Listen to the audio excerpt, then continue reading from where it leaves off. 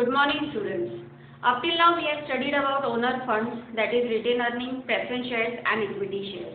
These are the sources which are totally from the Indian context. That is, अगर Indian company को कभी भी fund raise करने की जरूरत है from Indian market only, then this three are the options available कि वो तो या तो रिटेन अर्निंग जो है उनकी यूज करके they can generate fund for them, या तो फिर वो इक्विटी शेयर इशू करे या फिर वो प्रेफरेंस शेयर इशू करे, एंड उनको जो भी कैपिटल की रिक्वायरमेंट है that can be fulfil, but it was only done through Indian market only. Now, apart from Indian market, there are also options available जहाँ पे हमारी इंडियन कंपनी बाहर के फॉरेन कंट्रीज में जाके अपने शेयर्स को इशू कर शेयर्स को बेच सकती है एंड फंड रेज कर सकती है, या फिर बाहर की कंपनीज भी जो फॉरेन कंपनीज है they can also invest into our Indian market and they can also raise their fund from the Indian market. So they are termed as the international depository receipts, wherever any buying and selling of the receipts are done from the other markets as well, not only from Indian market. ठीक है. So today we are going to study about the three types of international depository receipts. The very first is the global depository receipt, that is GDR. अब सबसे पहले तो global का word, what does the word global indicate? Anywhere in the world. It is not limited to a specific country, not limited to US or not limited to India or not limited to any other country. ठीक है. तो global का मतलब क्या है? All over the world. Receipt का मतलब क्या है कि कहीं पे भी आप इन्वेस्ट करते हो तो आपको एक सर्टिफिकेट मिलता है. जैसे सपोज इफ यूर जैसे इंडिया में अगर आप फिक्स डिपॉजिट में इन्वेस्ट करते हो या फिर आप किसान विकास पत्र में इन्वेस्ट करते हो तो आपको एक सर्टिफिकेट दिया जाता है. सर्टिफिकेट मतलब क्या है? That you are the holder of this account and in future जब भी मैच्योरिटी आ जाती है वो अकाउंट की, तो you are going to get the fund at that specified date. So similarly receipt क्या होती है? एक सर्टिफिकेट है जो इशू किया जाता है जो भी ये GDR खरीदता है उनको, that you are holding this GDR and after a specified period of time you are going to get the amount or whatever on the maturity whichever is earlier. तो global का मतलब all over the world, receipt मतलब और certificate and depository का मतलब क्या है? Usually कोई भी शेयर जो होते हैं कंपनी के एक डिपॉजिटरी बैंक होती है जहाँ पे जो फॉरेन कंट्री है उसके डिपॉजिटरी बैंक में ये शेयर जो भी होते हैं कंपनी के वो डिलीवर किया जाता है. इन शॉर्ट, जैसे आपके इंडिया में हमारे बैंक अकाउंट होते हैं, बैंक के अंदर हमारा अकाउंट होता है जहाँ पे हम जो भी पैसों का लेन देन है उस अकाउंट के थ्रू कर सकते हैं. whenever I want to deposit any money I will deposit in my bank account. Similarly whenever I have to withdraw any money I will use my bank account. ठीक है. तो एक बैंक अकाउंट होता है. Similarly when I am talking about shares, एक physical transferring नहीं होता है. शेयर्स में क्या होता है? एक डिपॉजिटरी अकाउंट बनाया जाता है. एक डिपॉजिटरी बैंक होता है जिसके अंदर अकाउंट होता है.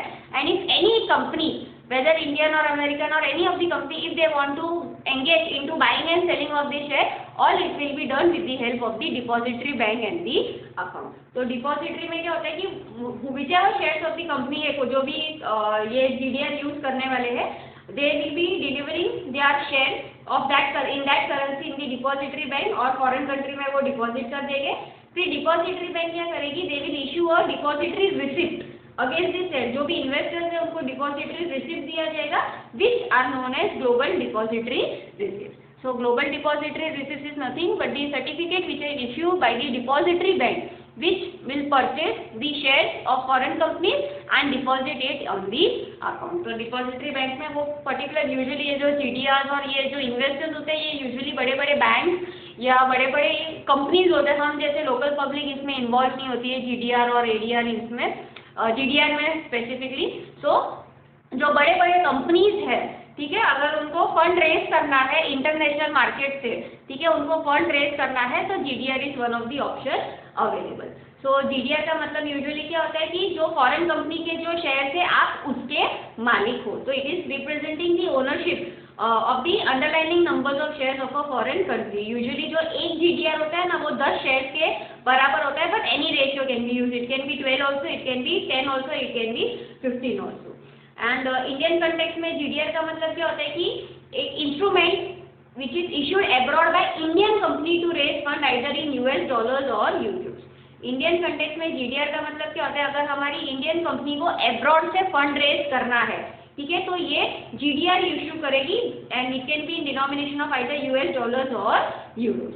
तो जो बहुत सारी हमारी जो इंडियन कंपनीज है, जैसे कि इन्फोसिस है, रिलायंस है, HDFC बैंक है, रेमंड है, स्टेट बैंक ऑफ इंडिया है, टाटा पावर है, अंबुजा सीमेंट्स है, they usually they have raise money by issues of GDR।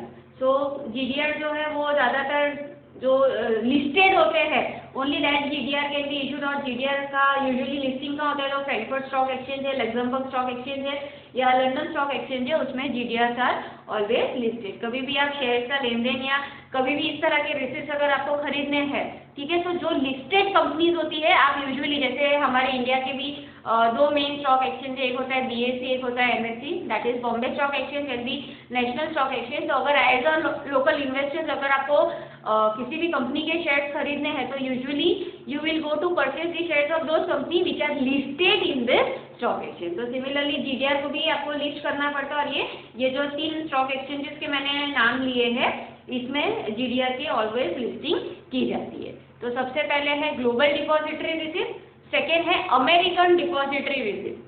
अब रिसिप्ट का मतलब आपको पता चल गया, डिपॉजिटरी का मतलब पता चल गया, तो अमेरिकन का मतलब क्या है, which is limited only in the American market.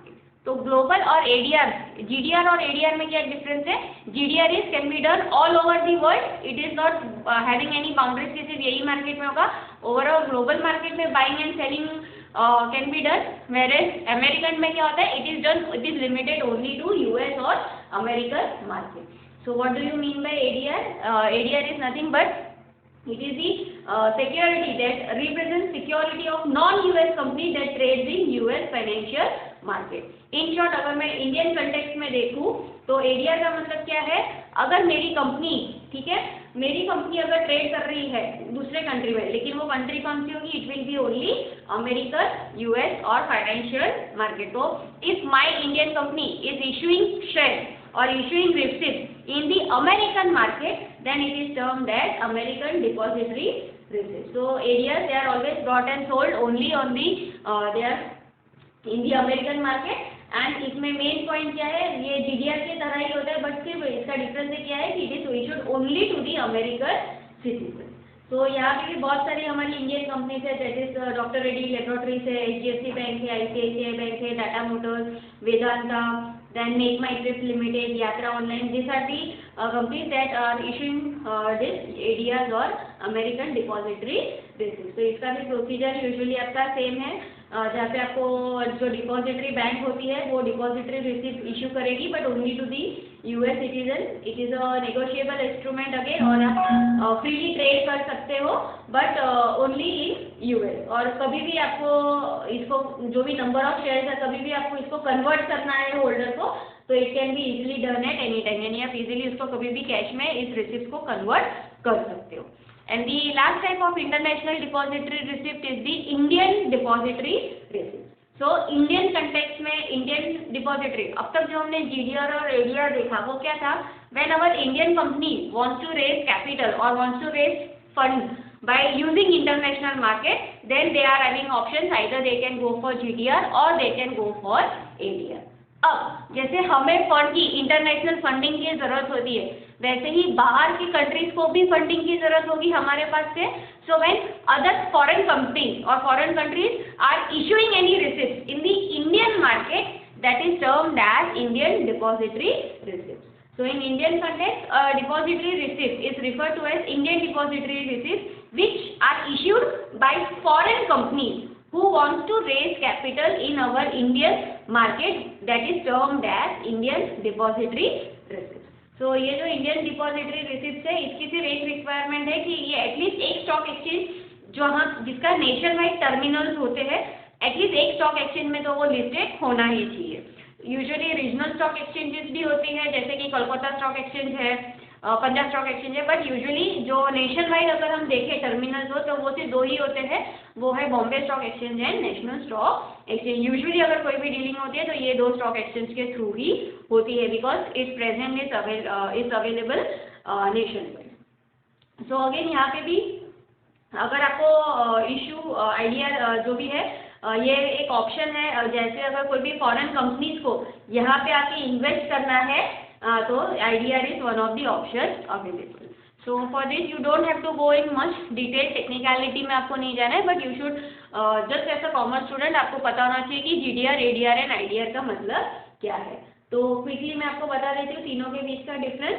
तो ये जो GDR है, इट इज एन इंस्ट्रूमेंट जो अब्रॉड इशू किया जाता है इंडियन कंपनीज अगर उनको फंड रेज करना है आइदर US डॉलर्स और यूरोज में।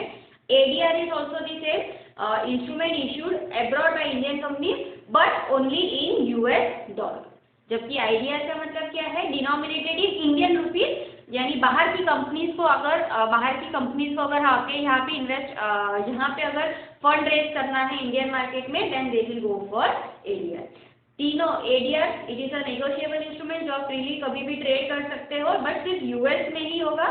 GDR they are also listed in the stock exchange, they can be also trade anywhere freely. जबकि IDR they are also transferable security but at least आपको एक stock exchange में वो listed होना चाहिए। So that is the basic difference between ADR, GDR and IDR. That's all for today. So with this I have completed with the owners fund. From tomorrow onwards I am going to start with the borrowers fund. Thank you.